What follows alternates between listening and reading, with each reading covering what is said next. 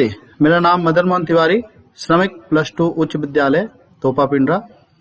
मैं रामगढ़ जिले के अंतर्गत चलने वाले लॉकडाउन ई पाठशाला में आप सभी बच्चों का स्वागत करता हूं। हम लोग भौतिकी विषय के 12वीं कक्षा के आज इलेक्ट्रोमैग्नेटिक वेव चैप्टर का डिस्कशन करेंगे।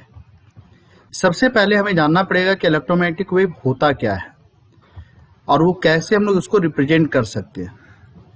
अगर इलेक्ट्रिक फील्ड एक्स एक्सिस में वेरी कर रहा है टाइम के साथ साइनसॉइडली और मैग्नेटिक फील्ड वाई एक्सिस में, तब वेव जो है वो जेड एक्सिस में प्रोपोगेट करेगा।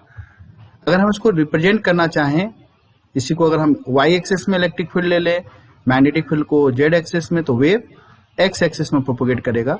और अगर इलेक्ट्रिक और मैग्नेटिक फील्ड दोनों साथ साथ वेरिएशन करता है टाइम के साथ में साइनसॉइडली, तो जो वेव बनता है उस वेव को हम लोग इलेक्ट्रोमैग्नेटिक वेव कहते हैं।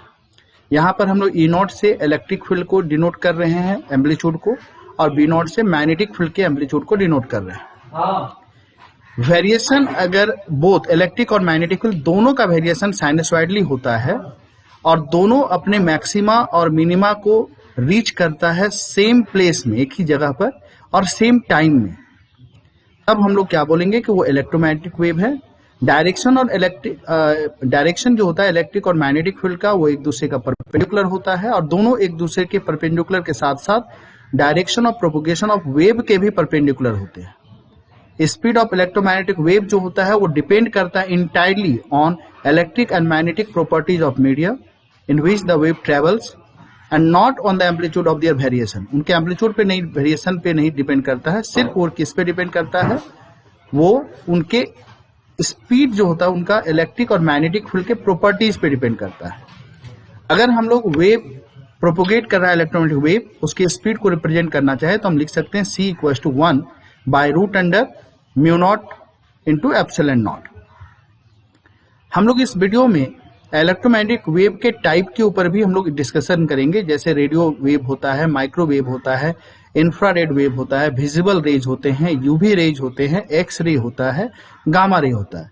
इन सबको एक ऑर्डर में आपको याद रखना पड़ेगा, इसी ऑर्डर में radio wave, microwave, infrared wave, visible raise, UV rays, X ray, gamma ray.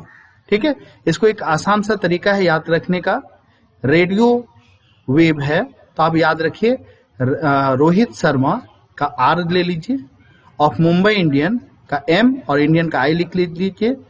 ठीक है, in is in visit of, visit का वी ले लीजिए, अंकल का यू ले लीजिए, जेवियर का एक्स ले लीजिए, गार्डन।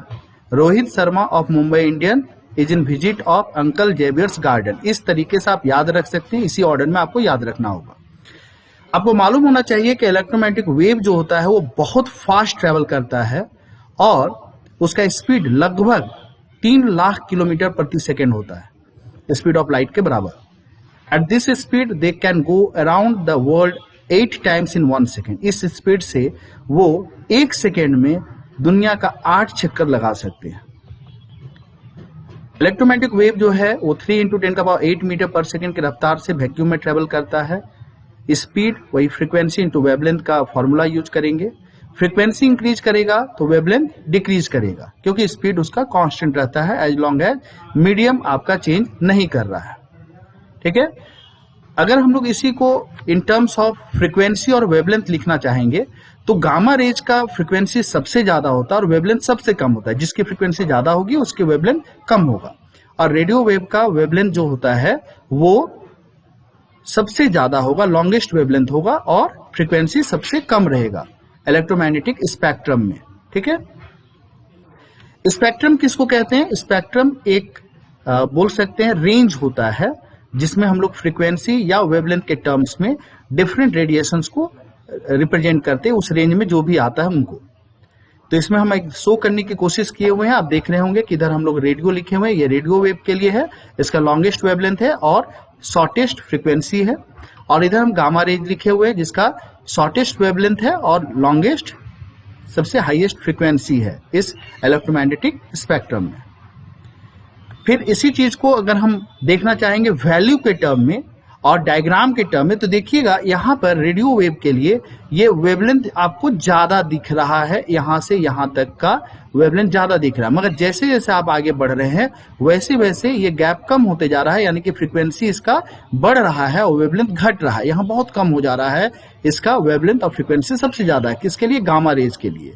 तो ये भी एक तरीके से आप इंडिकेट कर सकते हैं स्पेक्ट्रम को। आपको इन टर्म्स ऑफ साइज अगर हम बताना चाहेंगे तो रेडियो वेव का वेवलेंथ जो होता है वो फुटबॉल के ग्राउंड के रिस्पेक्ट में होता है, उतने के ऑर्डर का होता है, से लेकर के ह्यूमन बीइंग के हाइट के आसपास का होता है। माइक्रोवेव का जो वेवलेंथ होता है वो एक मधुमक्खी का जो देखे होंगे उसके साइज के आसपास का होता है, ठीक है। अकॉर्डिंगली ऐसे चेंज करता जाएगा। और गामा रेज का जो साइज होता है, वेवलेंथ होता है, वो एक न्यूक्लियाई के साइज का होता है, एक्सरे का एटम के साइज का होता है। ये आपको अच्छे से याद रखना पड़ेगा कि किसका सबसे ज्यादा फ्रीक्वेंसी है और किसका सबसे कम है। फ्रीक्वेंसी बढ़ेगा तो वेवलेंथ घटेगा और फ्रीक्वेंसी घटेगा तो वेवलेंथ बढ़ेगा। ये आपको ऑर्डर अच्छे से ध्यान रखना पड़ेगा। उम्मीद करता हूं आपको ये वीडियो पसंद आया होगा। धन्यवाद।